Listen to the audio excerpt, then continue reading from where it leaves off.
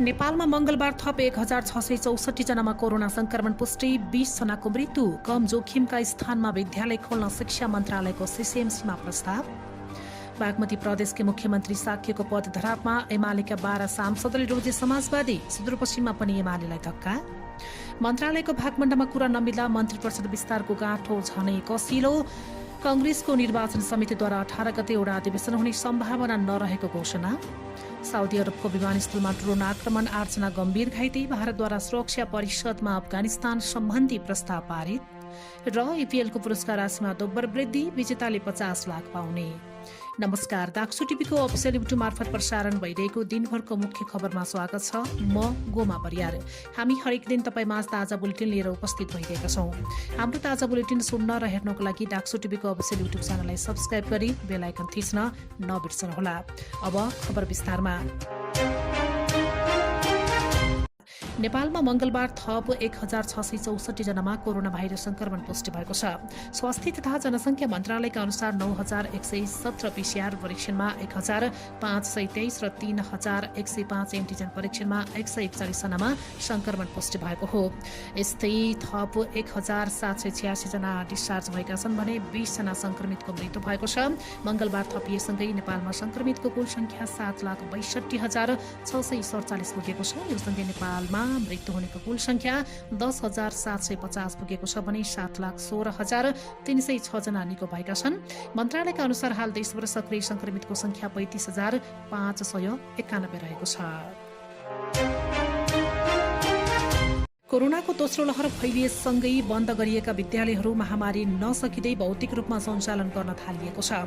काठमाडौँको गोकर्णेश्वर नगरपालिकाले मंगलबारबाट भौतिक उपस्थितिमा नै पठन पाठन थालेको छ। वैकल्पिक विधिबाट कक्षा सञ्चालन गर्दै आएका स्थानीय तहले संक्रमण घट्दै गएपछि विद्यालय खोल्ने तयारी थालेका हुन्। प्रदेश 2 का सप्तरी, पर्सा लगायत अधिकांश जिल्लामा पनि भौतिक उपस्थितिमा नै पठन पाठन सुरु भएको छ। संक्रमण दर अत्यन्तै न्यून रहेकाले विद्यालय सञ्चालन गर्ने नगरस्तरीय निर्णय गरिएको गोकर्णेश्वर नगरपालिकाका प्रशासकीय प्रमुख रामप्रसाद आचार्यले बताउनु भएको छ। भौतिक दूरी कायम गर्ने गराउने तथा आवश्यक सुरक्षा मापदण्ड अपनाउने काम विद्यालयले नै गर्नुपर्ने नगरपालिकाको भनाइ छ। नगरपालिकाले मापदण्ड पालना नगर्ने विद्यालयलाई कारबाही गरिने पनि बताएको छ। काठमाडौँ जिल्ला प्रशासन कार्यालयले शिक्षा संस्थालाई भौतिक उपस्थितिमा नै पठन पाठन गराउन रोक लगाएको छ। नगरपालिकाले जिल्ला प्रशासन कार्यालयबाट पनि अनुमति लिएको छैन। काठमाडौँ उपत्यका अन्य जिल्लामा पनि कतिपय विद्यालयले आफूखुसी भौतिक उपस्थितिमा नै कक्षा सञ्चालन गर्दै आइरहेका छन्। कक्षा 6 देखि 12 सम्म भौतिक उपस्थितिमा सञ्चालन गराउँदै आएको वीरगञ्ज महानगरपालिकाले आगामी सातादेखि कक्षा 1 देखि भौतिक रूपमा पठन पाठन गरिने मेयर विजय कुमार सरावकीले बताउनु भएको छ। स्थानीय तहले धमाधम स्कुल सञ्चालनको निर्णय गर्न थालेपछि शिक्षा मन्त्रालयले पनि विद्यालय सञ्चालन गर्ने तयारी हुन थालेको जनाएको छ। कोभिड-19 संकट व्यवस्थापन केन्द्र सीसीएमसीले पनि विद्यालय सञ्चालनका विषयमा कार्ययोजना माग गरेको मन्त्रालयका प्रवक्ता दीपक शर्माले जानकारी दिनुभएको छ। कोरोना संक्रमण दर अनुसार क्षेत्रहरू वर्गीकरण गरेर लकडाउन गर्ने अवधारणामा छलफल गरिएको छ। उहाँले भन्नुभयो, त्यही वर्गीकरण अनुसार संक्रमण दर न्यून रहेका ठाउँमा विद्यालय पनि सञ्चालन गर्न सकिन्छ। बागमती प्रदेशकी मुख्यमन्त्री अष्टलक्ष्मी साक्य अल्पमतमा पर्नु भएको छ। नेकपा एमालेका 12 जना प्रदेश सभा सदस्य सांसदहरूले एमाले छाडेर नेकपा एकीकृत समाजवादी रोजेपछि साक्य अल्पमतमा पर्नु भएको हो।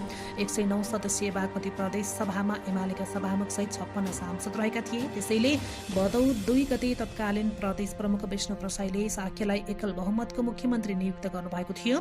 तर दल विभाजन भएपछि नेकपा एमालेका 12 सांसदले नेकपा एकीकृत समाजवादी रोजेपछि प्रदेश सभामा एमाले सांसदको संख्या 44 मा झरेको छ। प्रदेशमा सरकार गठनका लागि 55 सांसदको समर्थन आवश्यक पर्छ। निर्वाचन आयोगले दल दर्ताको आधिकारिकता दिएपछि मंगलबारदेखि भदौ 22 गतेसम्म प्रदेश र स्थानीय तहका जनप्रतिनिधिलाई दल रोज्न दिएको थियो। मंगलबार एमाले सांसदहरू राजेन्द्र पाण्डे, मुनु सिग्देल, वसुन्धरा हुमागाई, लक्ष्मण लम्साल, राजेन्द्र मान श्रेष्ठ, पार्वती सिलवाल, इन्द्रमाया गुरुङ, माधव पौडेल, वसन्त मानन्द, रमा आली मगर, कुसुम कुमार कार्की र कृष्ण प्रसाद शर्माले एकीकृत समाजवादी रोजेका छन्। एमाले सुदूरपश्चिमका 10 जना प्रदेश सांसदले नेकपा एकीकृत समाजवादी पार्टी रोजेका छन्। प्रदेश सभामा एमालेका कुल 24 जना सांसद सभामुख बाहेक मध्य 10 सांसदले एमाले छाड्दै नवगठित नेकपा एस रोजेका हुन्। नेकपा एमाले तर्फबाट प्रदेश सभा सदस्य निर्वाचित भएका उनीहरूले पार्टी विभाजनसँगै मंगलबार औपचारिक रूपमा सुदूरपश्चिम प्रदेश निर्वाचन आयोगको कार्यालय धनगढीमा उपस्थित भएर नेकपा एस पार्टी रोजेर शनाखत गरेका हुन्। नेकपा एकीकृत समाजवादी पार्टी रोज्दै शनाखत गर्नेहरूमा हाल मन्त्री रहेका पूर्णा जोशी, लालबहादुर खड्का, राज्य मन्त्रीहरू चुन कुमारी चौधरी र मना कुमारी साउद, प्रमुख सचेतक दुर्गा कुमारी कामी, मन्त्री माया भट्ट, सांसदहरू सुशीला बोराथोकी, कुलवीर चौधरी, अमर साउद र बलबहादुर सोडारी रहेका छन्। नेकपा एसमा भौतिक पूर्वाधार मन्त्री दीर्घबहादुर सोडारी, पूर्व प्रमुख सचेतक तारा लामा तामाङ र अर्थ राज्य मन्त्री अर्चना घतराजले पनि शनाखत गर्ने मन्त्री जोशीले बताउनुभयो। सरकार गठन भएको 1.5 महिना बितिसक्दा पनि मन्त्री परिषद विस्तारमा सत्तारूढ 5 दलले सहमति जुटाउन सकेका छैनन्। असार 29मा प्रधानमन्त्री बन्नुभएका शेरबहादुर देउवाले मन्त्री परिषद विस्तारका लागि मंगलबार डाकेको बैठकमा पनि कुरा मिल्न सकेन। प्रधानमन्त्रीको सरकारी निवास बालोटारमा मंगलबार बसेको सत्तारूढ गठबन्धनको बैठक बिना निष्कर्ष सकिएको छ। मन्त्रालयको भागभण्डा मिलाउन नसकेपछि 5 दलको बैठक बिना निष्कर्ष सकिएको हो। यो बैठकमा नेपाली कांग्रेस, माओवादी केन्द्र, नेकपा एकीकृत समाजवादी, जनता समाजवादी र राष्ट्रिय जनमोर्चाका शीर्ष नेताहरू बीच छलफल भएको थियो। सहमति जुट्न नसकेपछि बैठक सकिएको जनाइएको छ। प्रधानमन्त्री देउवाको सचिवालयले यस्तो जनाएको छ। 5 दलमध्ये कांग्रेस, माओवादी, नेकपा एकीकृत समाजवादी र जनता समाजवादी बीच 6 मन्त्री र 1 राज्य मन्त्री लिने करिब सहमति भएको छ। तर सत्तारूढ गठबन्धनले मन्त्रालयको भागभण्डा गर्न नसक्दा समस्या भएको बताइएको छ। नेपाली कांग्रेसको निर्वाचन समितिले सबै ओडामा भदौ 18मा अधिवेशन गर्न सकिने सम्भावना टर्दै गएको बताएको छ। कांग्रेसले भदौ 18मा ओडा अधिवेशन गर्ने कार्यतालिका तय गरेको थियो। छैटौं पटक परिमार्जन गरिएको कार्यतालिका पुनः प्रभावित हुने भएको छ। पार्टीले क्रियाशील सदस्यताको सूची प्रकाशित नगरेका कारण तोकिएको मितिमा अधिवेशन गर्न सम्भव नरहेको समितिका संयोजक महादेव यादवले जानकारी दिनुभएको छ।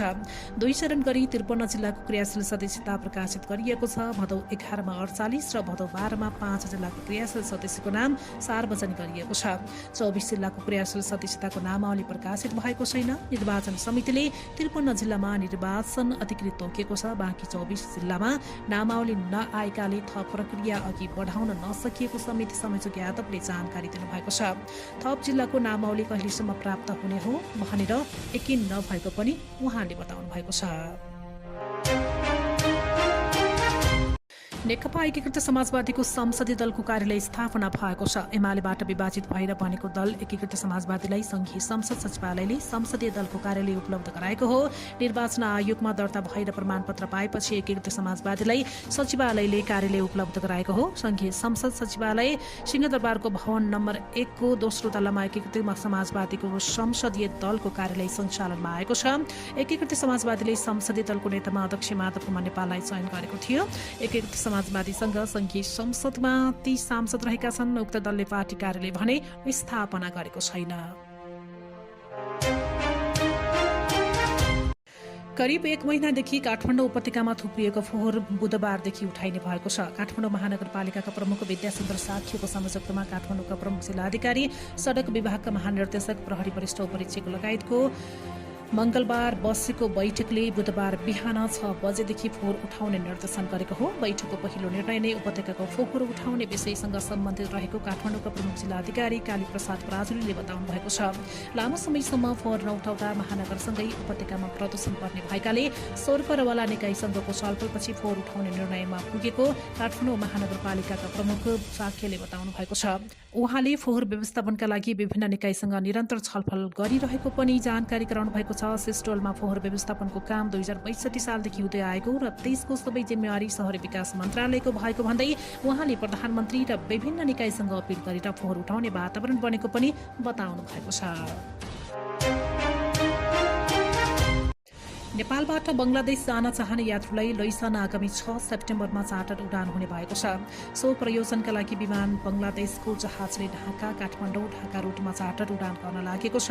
नेपाल स्थित बंगलादेशी दूतावासले बंगलादेश जान चाहने सो मुलुकका नागरिक तथा अन्य यात्रुलाई कम्पनीमा सम्पर्क गरी टिकट लिन समेत भनेको छ। नेपाल र बंगलादेशमा अहिले पनि नियमित उडान नखुलेका कारण त्यहाँ जाने नेपाली विद्यार्थी तथा कामदारले समेत चार्टर उडानकै भर पर्नु परेको छ। शेयर बजार परिसूचक नेप्से मंगलबार 6.9 अङ्कले घटेको छ। सबै समूहको शेयर ओह्रालो लागेपछि नेप्से 69.05 अङ्कले घटेर 2975.84 बिन्दुमा झरेको छ। नेप्सेका अनुसार मंगलबार क वर्गका सेन्सिटिभ इन्डेक्स समेत 12.34 अङ्कले घट्दै 550.52 बिन्दुमा झर्न पुगेको छ। मंगलबार बैंकिङ समूहको शेयर 2.3 अङ्कले, विकास बैंक समूहको 205 अङ्कले, व्यापारको 106 अङ्कले, होटेलको 46 अङ्कले र जलविद्युत समूहको शेयर 102.4 अङ्कले घटेको छ। यस्तै फाइनान्सको 101 अङ्कले, माइक्रो फाइनान्सको 164 अङ्कले, बीमा समूहको 404.7 अङ्कले, निर्जीव बीमा समूहको 304.2 अङ्कले, उत्पादनको 109.8 अङ्कले र अन्य समूहको शेयर 62 अङ्कले घटेको छ। मंगलबार सबैभन्दा धेरै रुरु जलविद्युत कम्पनीको शेयर 10% घटेको छ। समग्र बजार रातामै कुदा पनि कर्णाली विकास बैंकको 7.5% र मनोकामना स्मार्ट लघुवित्त कम्पनीको शेयर 6% बढेको छ। अब विदेशका खबर। साउदी अरबमा रहेको एक विमानस्थलमा ड्रोन आक्रमण भएको छ। त्यसमा परि 8 जना गम्भीर घाइते भएका छन्। एक यात्रुवाहक विमानमा पनि क्षति पुगेको जनाइएको छ। साउदीको सरकारी सञ्चार माध्यममा आएको खबर अनुसार यमनका हुती विद्रोहीले विमानस्थललाई टाढो बनाएका हुन्। कसैले पनि आक्रमणको जिम्मेवारी लिइसकेको छैन, तर यो काम हुतीहरूको भएको बताइएको छ। यमनमा इरान समर्थित सिया विद्रोहीहरूसँग लड्ने साउदी नेतृत्वको सैन्य गठबन्धनले आक्रमणको बारेमा विस्तृत जानकारी गराएको छैन अनि हताहतको बारेमा पनि बताएको छैन। सुरक्षा बलहरूले विस्फोटक ड्रोन रोकेको मात्र उसले जनाएको छ। यस्तै अमेरिकाले अफगानिस्तानबाट आफ्नो सेना फिर्ता गर्ने प्रक्रिया पूरा गरेसँगै हिंसाका बढ्दो घटनाका बीच डर र अनिश्चितता धेरै गुणा बढेको छ। यसै क्रममा संयुक्त राष्ट्र सुरक्षा परिषदको अध्यक्षको रूपमा भारतले मंगलबार अफगानिस्तान सम्बन्धमा 2593 प्रस्ताव पारित गरेको छ। सो प्रस्ताव अनुसार कुनै देशलाई धम्की दिन र आक्रमण गर्न वा आतंकवादीहरूलाई आश्रय र तालिम दिन वा आतंकवादी कार्यहरूको योजना र वित्त पोषण गर्न अफगानिस्तानको प्रयोग गर्न नदिने माग गरिएको छ। यस प्रस्तावमा विशेष गरी यूएनएससी प्रस्ताव 1267 अर्थात् लस्कर ए तैयबा र जैश-ए मोहम्मद बारे उल्लेख गरिएको छ। यसका साथै यस प्रस्तावले काबुल विमानस्थलबाट यात्राको सुविधा बारे भारतको चिन्ताको पनि समाधान गरेको छ। यसमा अफगानिस्तानमा फँसेका भारतीय नागरिकहरूका साथै भारत यात्रा गर्न चाहने अफगान नागरिकहरूका बारेमा पनि उल्लेख गरिएको छ। मानवीय सहायता, मानवाधिकार, समावेशी र वार्ताबाट समस्या समाधान जस्ता विषय पनि यस प्रस्तावमा राखिएको छ। यसैबीच अफगानिस्तानको राजधानी काबुलमा अवस्थित हमिद कारजाई अन्तर्राष्ट्रिय विमानस्थलमा तालिबानले विशेष सेना तैनात गरेको छ। विमानस्थलमा सुरक्षा सुनिश्चित गरिएको छ। प्रवक्ता जबिहुल्लाह मुजाहिदले विमानस्थलमा पत्रकारहरूलाई बताएका छन्। र अब खेल खबर। 14औं संस्करणको एभरेस्ट प्रिमियर लिग एपीएल टी20 क्रिकेट प्रतियोगिताको विजेताले 50 लाख प्राप्त गर्ने भएको छ। एपीएल क्रिकेटले मंगलबार विजेताले 50 लाख प्राप्त गर्ने जनाएको छ। यस्तै उपविजेताले 15 लाख पाउने भएका छन्। एपीएलले पुरस्कार राशिमा दोब्बर वृद्धि गरेको हो। यो सँगै एपीएल नेपालमा सर्वाधिक पुरस्कार राशिको फ्रेन्चाइज क्रिकेट बनेको छ। अघिल्लो संस्करणको विजेताले 25 लाख र उपविजेताले 10 लाख प्राप्त गरेका थिए। अघिल्लो संस्करणमा भैरवालाई हराएर ललितपुरले उपाधि जितेको थियो। 14औं संस्करणको एपीएल असोज 9 गतेदेखि असोज 23 गतेसम्म टिम क्रिकेट मैदानमा हुने भएको छ। प्रतियोगितालाई अन्तर्राष्ट्रिय क्रिकेट परिषद आईसीसी र नेपाल क्रिकेट संघ क्यानले मान्यता दिइसकेको छ। हवस् त अहिलेको लागि मुख्य खबर सकियो। भोलि फेरि मुख्य खबरका साथ म उपस्थित हुनेछौँ। बिदा दिनुहोस्। नमस्कार।